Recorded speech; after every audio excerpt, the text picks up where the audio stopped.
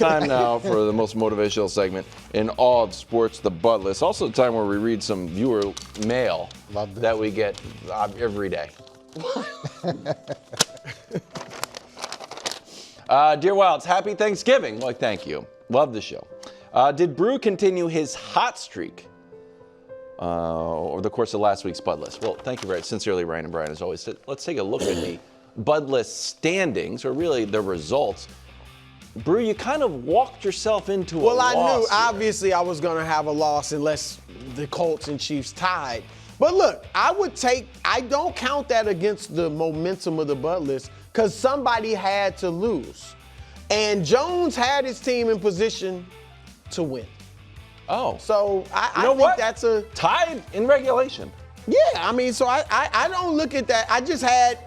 If I had Mahomes and Jones reversed and Jones was at the top of the Bud List, then I think it'd be an L. But Brew, you deprived yourself of a chance to stay perfect. I know, but it's about the integrity. Actually, it's about the integrity of the Bud List.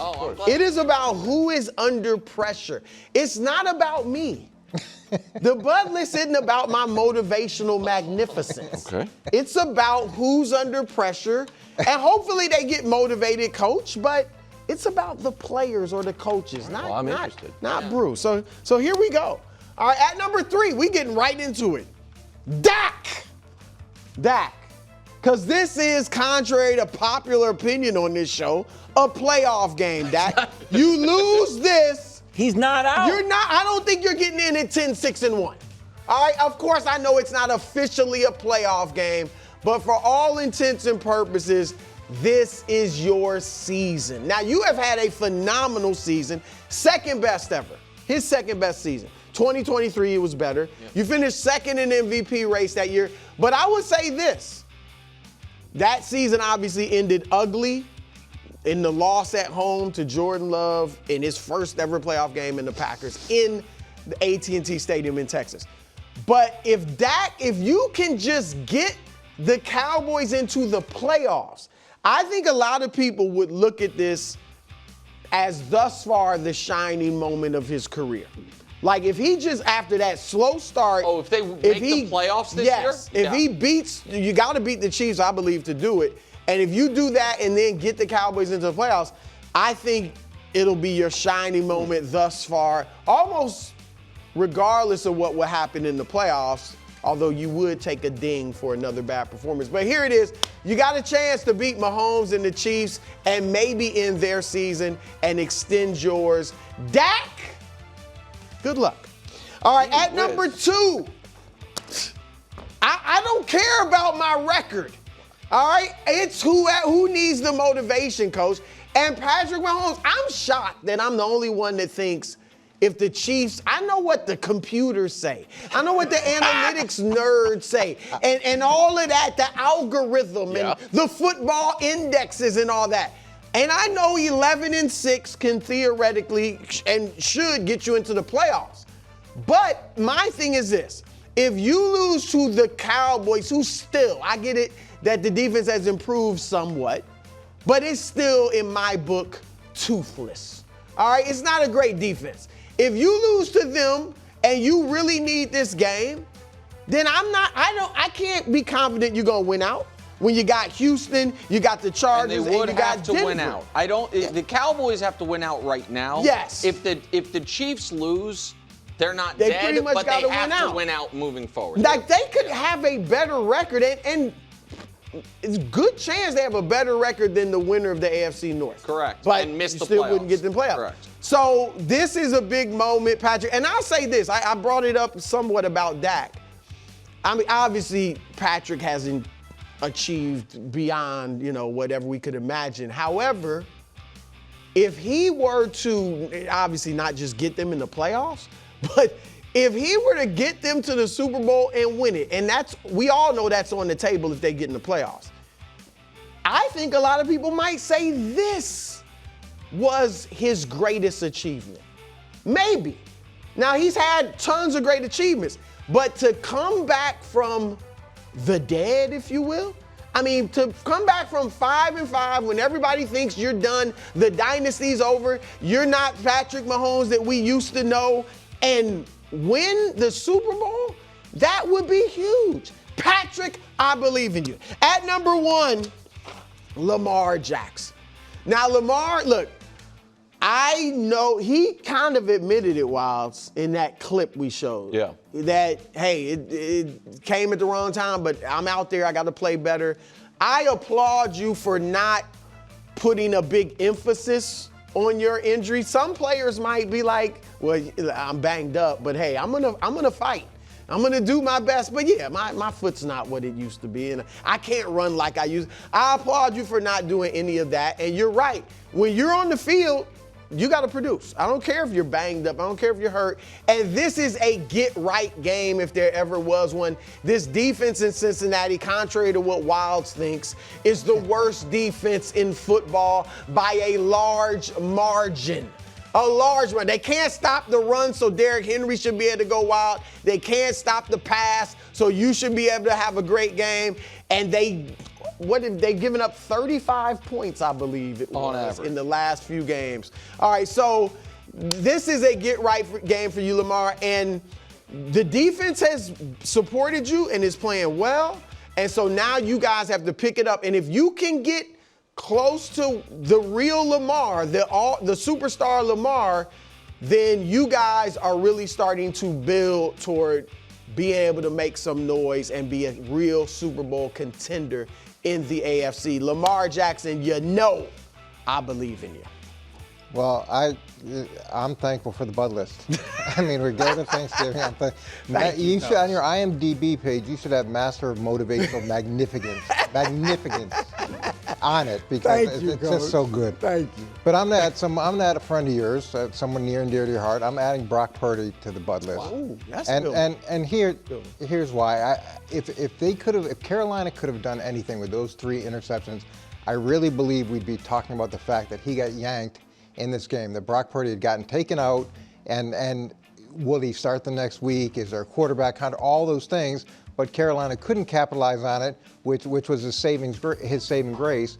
But things are very different going into this weekend. But I want to just show you where Brock Purdy is right now. So he's played a total of 4 games. He had a really good game against Arizona, but outside of the Arizona game, he's at a 67.6 completion percentage. That's not terrible, but we're talking about 5 touchdowns, 7 interceptions, and a 77.4. Coach, get with me. I get it. So there's that, and then you roll into Cleveland, and what's Cleveland done this season?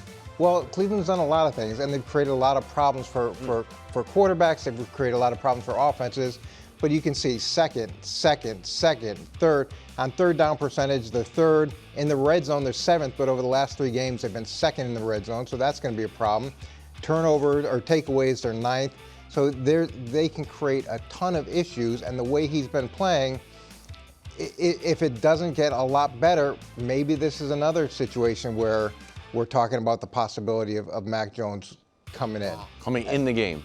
Well, if we roll into 3 interceptions again, Shedeur Sanders is going to have a whole week of practice, so we should be scoring 30 in Cleveland with a full week of practice. So you got that component of it. And then you got Myles Garrett, in honor of Stranger Things. They've tweeted out that, Myles is getting ready to set his sights on the next target to send the upside down list. Upside down. And so Myles is ready, and Myles has, he's on Brew's ballot, so there's that. I think that's very fair, Coach, and I agree with everything you said. And I am under the belief, now, I don't think he'll do what he did last week. But if he were to go out there and throw 3 first-half interceptions and they find themselves in a ball game, I don't think a benching would be out of the question. How about 1 early one? I don't think you bench him after 1. I don't think it's 1. I think if it's the same pattern that we saw last week, where you're coming off the sideline after the 3rd one, and that's with them dropping 2 more. Right. Yeah, no, that's definitely a fair one. So, and by the way, it's going to be snowy in Cleveland, reportedly. Good for you. Nice little Thanksgiving weather for you. I'm going to be in Cape Cod. Oh, wow. Look at KW. It's time now for one of the best segments in all of sports, the Sports Media Ombudsman. Tune in. Thank you, Stay tuned. KW. So, was everyone listening to what Bruce said in the Bud List intro? It's not about him. It's about the integrity of the Bud List. Of course. That's what I used to think too, bro. What? Which is why I sadly have to put you on the Bud List because of who's missing. Because, and you guys can review, Brew is selfishly abusing his Bud List power. Because no one is under more duress this week than Jamar Chase. Jamar Chase, who missed last week for spitting in Jalen Ramsey's face, whose team, with Wildes' make-believe resurgent defense, could have beaten the best team in football, the Patriots, who now, Joe Burrow, is back from injury that we all thought was going to be out until at least mid-December, if not the whole year. And T. Higgins is not going to be able to play because he got hurt when you were off work. So why isn't Jamar Chase on there? Because Brew knows that the Bud List has been undefeated and doesn't want anything to disrupt his beloved Ravens' trek back to the AFC North title. I know it. You know it. Everyone knows it. That the tie went to, well, this would hurt my Ravens. And I would never question your integrity, but it disappoints me, Brew, to see you abusing the power of the undefeated Bud List like this. Here's what I'll give you. Lamar doesn't necessarily have to be number one. Right? I mean, it's the Bengals. Is he under more duress than Mahomes and Dak? That's arguable. You can argue that. Here's the problem where I think you missed it. Is Jamar Chase under that much pressure? Yeah. Like, I mean, I don't think anybody's going to blame. They got 8 losses. If they lose, they're supposed to lose. Fine, then put Zach Taylor on there. He's under pressure. Put some Bengal on there. That's the only place, but, you know. It seems like he's admitting it. That's fine. Yeah, not bad. I am going to the World of College Basketball and putting Thanksgiving at the University of Connecticut under duress. They play a Friday game down the street at Madison Square Garden against number 13 Illinois. So Dan Hurley's like, you know what? We're not going to be all stuffed to play the Illini. Actually having Thanksgiving today. Not actually how it works. but I liked it. How does it work? I don't know. See, this is the thing. I had to spend part of my day looking up tryptophan. Tryptophan is oftentimes sort of the culprit when you're also eating just a ton of food and a ton of carbs. Regardless of what it is. Yes, turkey doesn't have that much more tryptophan than beef or chicken, but you're never just feasting, so then turkey gets the blame and the mashed potatoes are off scot-free. So, enjoy Thanksgiving today. UConn Huskies. Thanks for watching. Subscribe here to get more from the show and to check out clips from other shows on FS1.